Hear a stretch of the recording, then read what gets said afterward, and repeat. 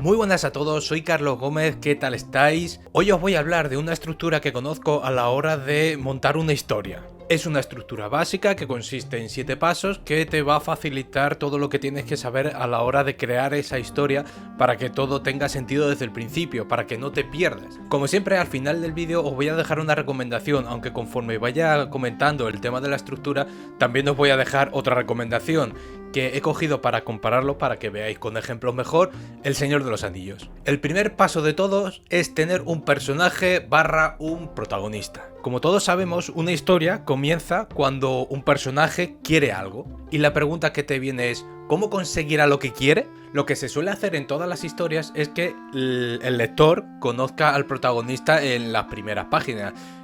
Yo que sé, depende del libro, en las 10 primeras páginas, en las 20, 40, depende de la longitud. Pero ante todo, que lo conozcan. Analizando las películas y los libros del Señor de los Anillos, tenía la duda de que no sabía si iba a hacer este vídeo de Aragorn, porque es un protagonista, o de Frodo, que es otro protagonista. Cada uno va por su lado, pero obviamente los dos son muy importantes. Y he decidido hacerlo de Aragorn, porque considero que es una trama más movida y más interesante. Así que, el paso 1 ya tenemos al protagonista para poner un ejemplo, y es Aragorn. El segundo punto que hay que tener en cuenta es que ese protagonista tiene un problema. ¿Qué problema puede tener? Pues en este caso, Aragorn, el problema que tiene es que se enfrenta a la extinción de la humanidad si no hace algo. Lo que persigue es que toda la humanidad recupere el coraje para que puedan combatir contra Sauron. Obviamente, dentro de todas las historias de este estilo, tiene que haber un malo, y eso es lo siguiente que tenemos que tener en cuenta dentro de este segundo punto. Pero he de aclarar que, como hay muchas historias, un villano puede ser tanto una persona física como un sentimiento. En esta ocasión, los malos es Sauron y los orcos. ¿Y cuáles son las características del malo?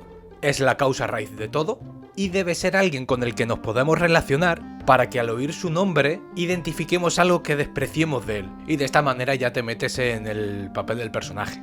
El punto número 3 es que conoce a un guía.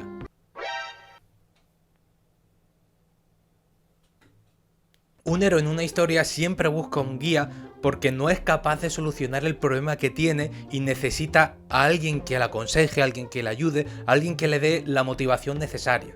En este caso, el guía que tiene Aragorn son dos. Elrond, que le da la motivación necesaria para poder convertirse en el rey de la humanidad, y Gandalf. Le dice cómo tiene que actuar o dónde tiene que actuar para que así se pueda formar una alianza entre humanos. Y el punto número 4 es que este guía te suele dar un plan o te da la idea para que tú puedas hacer ese plan. En este caso, para que el protagonista pueda hacer este plan. Algo que hacer, un proceso que seguir o un punto de inicio. En esta ocasión, el plan que le dan a Aragorn es moverse de un sitio a otro donde los humanos tienen más problemas para que se pueda formar una alianza entre ellos y así poder derrotar a Sauron. Y el punto número 5 es que tiene un llamamiento a la acción, algo que le llama a actuar, algo que le obliga a actuar. Los personajes siempre necesitan un desafío o algo que les empuje a hacer lo que hacen. Esto, pensad que es como la vida real. Cuando una persona tiene que hacer algo que va a cambiar su vida, tiene que tener un motivo bastante potente para tener que embarcarse a esa aventura.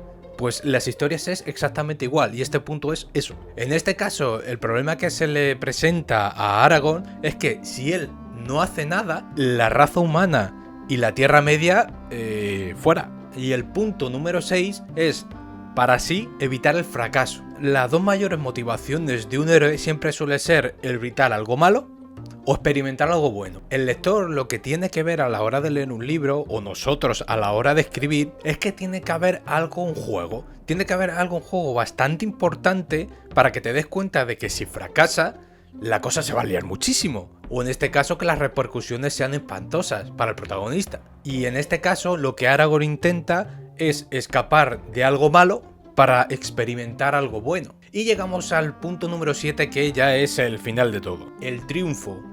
Para al final poder triunfar. El final debe ser claro, debe ser específico y sobre todo tienes que tomarte esto como si fuese la vida real. Tú siempre que haces algo va a tener una repercusión, tanto buena como mala. Una de las preguntas que te tienes que hacer a la hora de tener un final es ¿qué repercusiones hay que tener en cuenta? ¿O cómo afectarán esas repercusiones al final de la historia?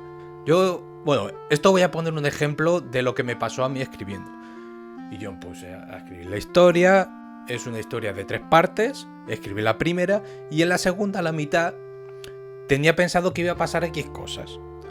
Pues el caso es que empecé a analizar todo lo que pasó anteriormente y cuando me puse a escribir vi que las repercusiones no me permitían hacer lo que yo tenía pensado. Lo que pasó, pues bueno, cogí un cabreo bastante considerable porque no sabía cómo continuar, pero al final, teniendo en cuenta todas las repercusiones, pude sacar algo bastante claro y bastante realista. Y esto, acabando en el ejemplo de Aragorn, es que acaba casándose con Arwen, Sauron es derrotado, los humanos pueblan la Tierra Media y se convierte en su edad, ya que los elfos se piran, y al final, después de tanto camino, Aragorn se convierte en el rey. Y nada, y estos son los 7 pasos que yo considero que hay que seguir a la hora de escribir una historia. Simplemente esos son las bases, porque luego después todo lo que pase entre medias de la historia es algo que, bueno, ya tienes que ir viendo tú. Pero eso es para crear los objetivos y las motivaciones de los personajes, para que lo tengas claro y no te pase que de vez en cuando metes un personaje bastante importante, pero no sabes su motivación, pero queda bien que esté ahí. Entonces, si esto ya lo tienes hecho, eso no te debería pasar. Y bueno, y la recomendación que quiero daros hoy es otro videojuego, el Octopath Traveler, creo que se dice así. Es un juego RPG que es por turnos y que trata de 8 protagonistas, que son 8 personajes que te lo vas encontrando a lo largo del juego.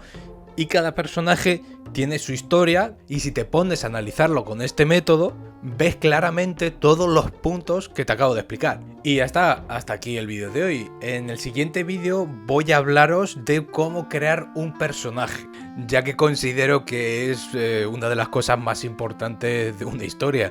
Es que la gente empatice y que la gente sepa cómo es un personaje. Y sobre todo para ti a la hora de escribir, para tener claro quién es y de qué es capaz de hacer en cada momento. Porque nunca os ha pasado de estar viendo una peli, de estar leyendo un libro y que en cierto momento de la historia suceda algo y te preguntes, joder, ¿por qué esto no lo ha hecho antes el protagonista? Pues es para que no pase eso, para que ya sepáis qué capacidades tiene en cada momento, cómo va aprendiendo las cosas y demás. Así que nada, si te ha gustado el vídeo, suscríbete y ya nos vemos. ¡Hasta luego!